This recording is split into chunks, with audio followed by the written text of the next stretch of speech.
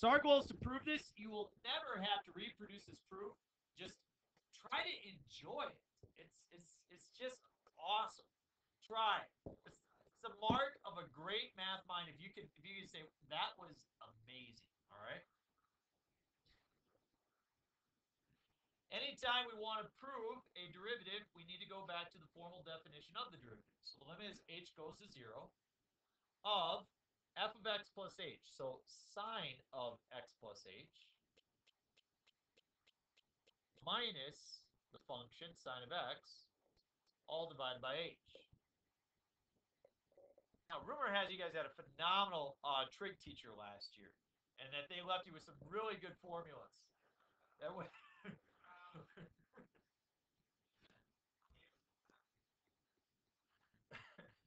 so when you had sine of an angle plus another angle, you learned you can't just take the sine of A plus the sine of B, but rather you have to expand that into this sum and difference formula. Remember that? So I'm going to expand the x plus h, and I get the limit as h goes to 0 of sine of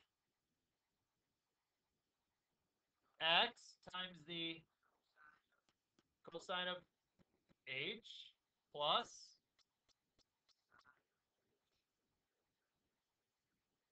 cosine of x minus sine of x all over h.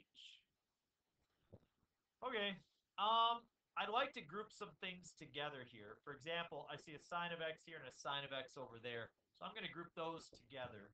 So I'm going to write the limit as h goes to 0 of sine of x, yep, cosine of h, minus sine of x. That's one fraction. I'm just breaking this up into two fractions. I'm going to pull this one and that one together into one fraction. And then my other fraction will be plus sine of h times a cosine of x all over h. Whoop. Very good. Carter sees it. Okay. And he says, well, factor sine out of the first one. So I get the limit as h goes to 0 of sine of x times the cosine of h minus 1 all over h. So I just put the sine of x right in front there, and I get this thing left over. So I just factored out sine. Now I'm going to factor cosine of x out of the next one. And I'm left with sine of h over h.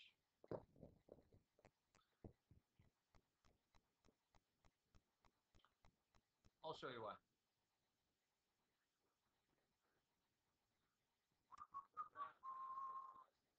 Okay, so let's look at the issue here. H is going towards 0. See, we've got two variables here. We've got x and we've got h.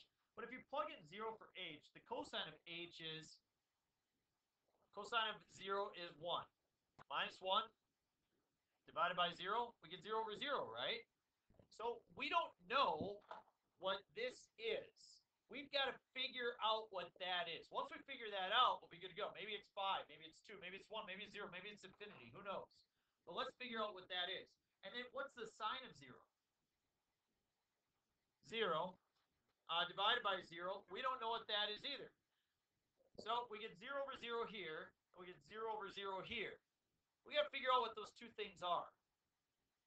And this is the really cool part, how people figure out what this is. We're going to make a drawing.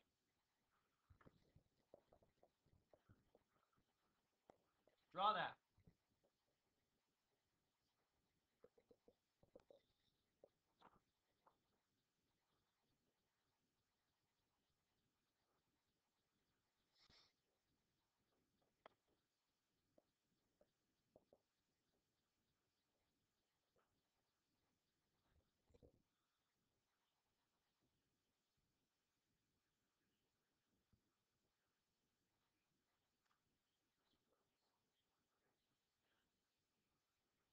Okay, we all good? Now, I'm going to call this a distance of 1.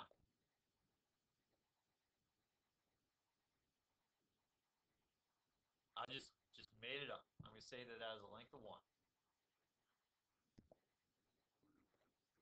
It's not. If you want to, now picture, okay?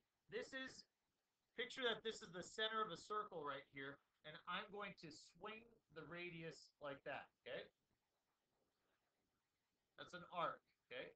So what would that distance be then? 1.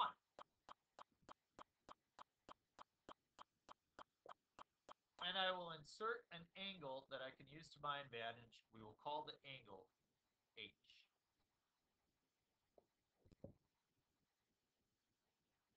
We have 3 areas up here that are really interesting.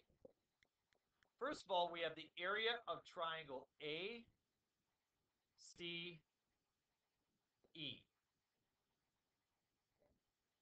How do we figure out the area of a triangle? 1/2 times base times height. Very good. And we'll do that in a second. I have a second area, and we call this the area of sector, ACE. A sector is a portion of a circle. It's a fraction of a circle. So if you look at the two, if you look at triangle ACE and you look at sector ACE, which one's bigger? Yeah. Okay. Now look at the very last one. Okay. If we look at ACD, and we know that the way you find the area of a triangle, again, is 1/2 base times height. How does that area compare to the other two? It's bigger than all of them, right? Now, the one area we don't have a formula for right now is the area of a sector. Maybe you remember last year from trig, we said the area of a sector is 1/2 times r squared times theta. Okay.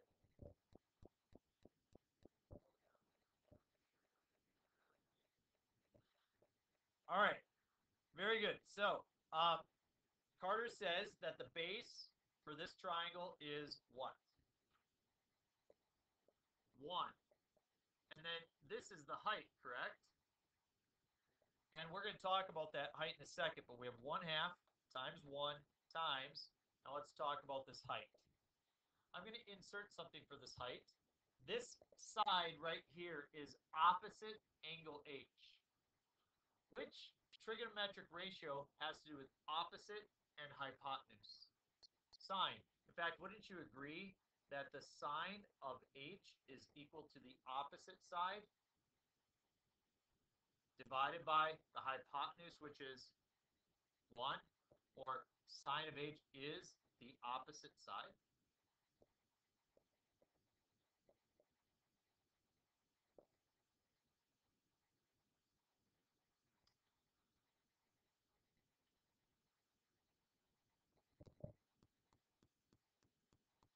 Let's look at sector ACE.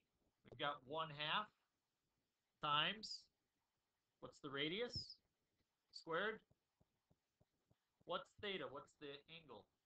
H. Let's look at triangle ACD. 1/2 times, what's the base? 1 times the height. Now for this one, I'm looking at the opposite side and the adjacent side. Which trigonometric ratio has to do with opposite and adjacent? And wouldn't you agree that the tangent of H is then equal to the opposite side divided by 1? Or in other words, tangent of H is the opposite side. So therefore, if I do 1/2 times the base times the height, I get 1/2 times 1 times tangent of H. And thus I have 3 expressions in an inequality. I don't like the 1/2. Multiply through by 2. You guys okay with that? Sine of H is less than 1, which is less than tangent of H.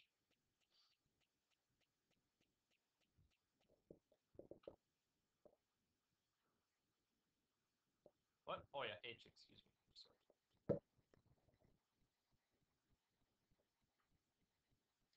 I'm going to divide by sine.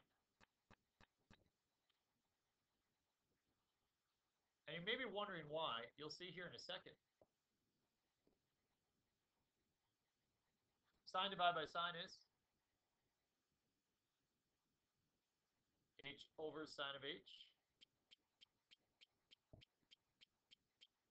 less than tangent divided by sine. Tangent of h over sine of h, that's the same as sine of h over cosine of h over sine of h over 1 times sine of h, 1 over sine of h. You see that those cancel. I get 1 over cosine, or secant. Okay. I'm going to write it as 1 over cosine.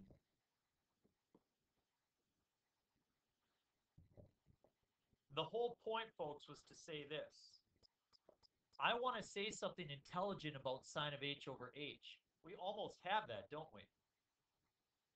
We almost have it. We just got to take the reciprocal, right? Watch what happens when I take reciprocals. Would you agree that 1/3 is less than 2? If you take the reciprocal, you get 3 and 1. I'm sorry, you get 3 and 1/2. What happens in the sign? It's got to switch. So when you take the reciprocal, the sign has to switch. So let's take the reciprocal, and we get, what's the reciprocal? 1? 1 greater than sine of h over h, which is greater than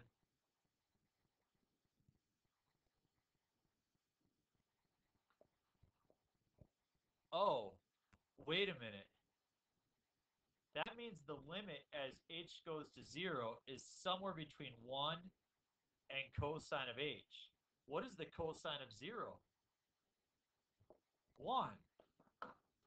So that means the limit as h goes to 0, sine of h over h is somewhere between 1 and 1. So what could it be? 1.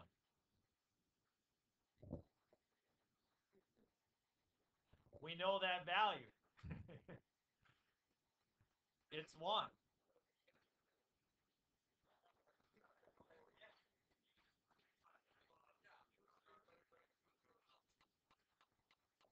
So now we got to figure out that one.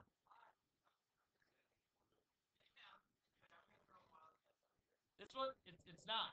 And it's not that difficult to figure out. Limit is h goes to 0 of cosine of h minus 1 all over h. Again, we already realized when you plug in 0, you get 0 over 0. So when the math doesn't work out, instead of doing math, so what should we multiply by?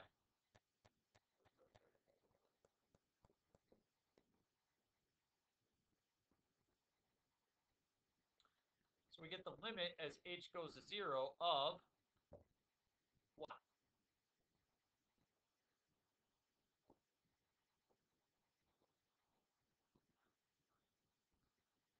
Close.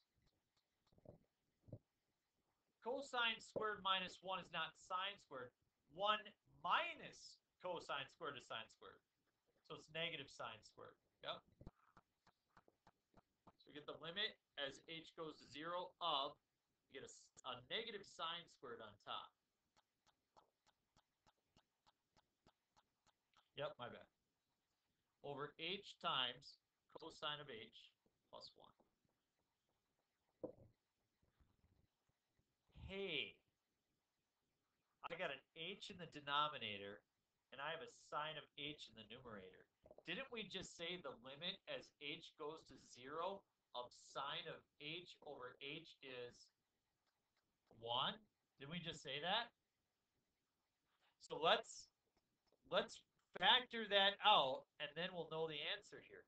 We've got sine of h over h times what remains? Negative sine over cosine of h plus 1. So the limit as h goes to 0 of sine of h over h, we said was 1. If we plug in 0 here, what's the sine of 0? 0, very good. Divided by, what's the cosine of 0? 1 plus 1 is, what's 1 times 0 over 2? So we also know that the limit as h goes to 0 of cosine of h minus 1 over h is 0. So we knew that that was 1. We knew that that was 0.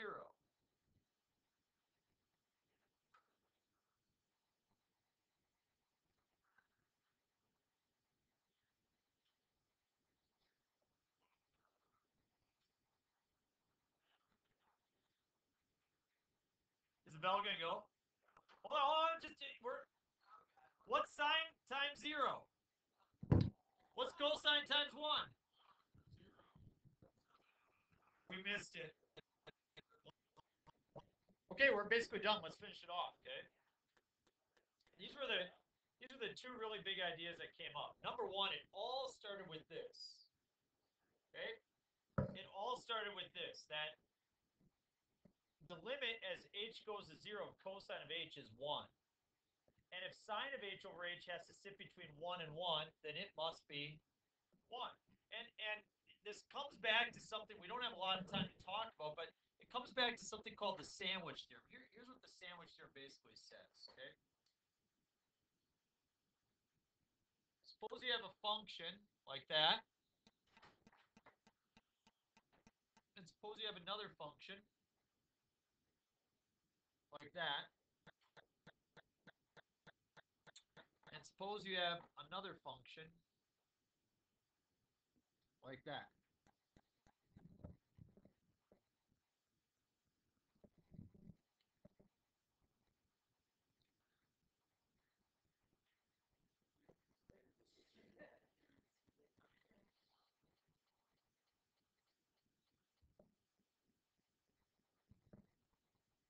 If g of x is always less than or equal to h of x,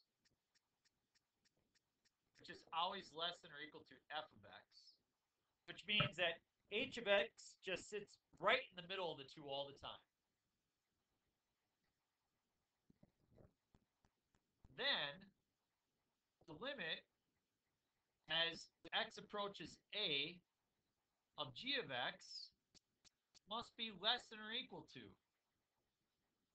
the limit as x approaches a of h of x, which must be less than or equal to the limit as x approaches a of f of x.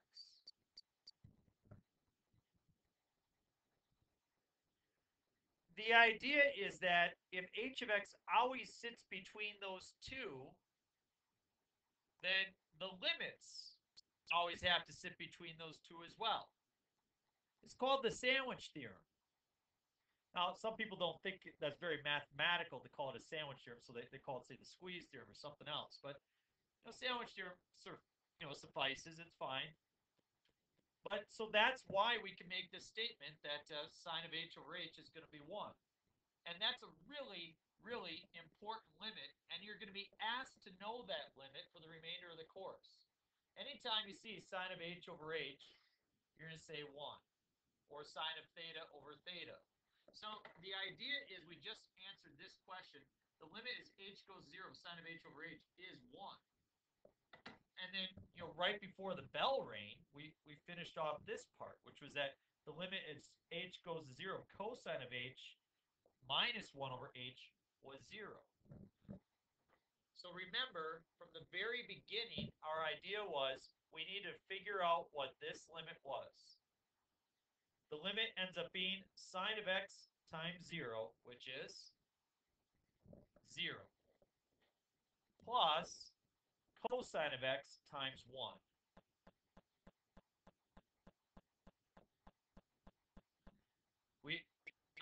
Second hour, there was many responses. I said cosine of x times 1. The most popular response was 1. The second most popular response was 0. Finally, there was one student who put forth that anything times 1 is itself, right? So cosine of x times 1 is cosine of x. And so therefore, we've just proven that the derivative of sine of x is then cosine of x. So we know that that derivative is true. Now, we could do similar type of construction to prove that the derivative of cosine is, it ends up being negative sine. Okay, we won't do that. That'll be the kind of longest drawn out proof that you see, but it is important. And as I said, these are two limits that you are expected to know. Expected to know. So keep those in your memory.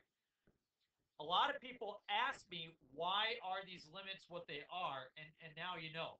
Every time you see this, your brain needs to go back to that big thing that we did on the board with that proof and that triangle and say, okay, we trust that that's true.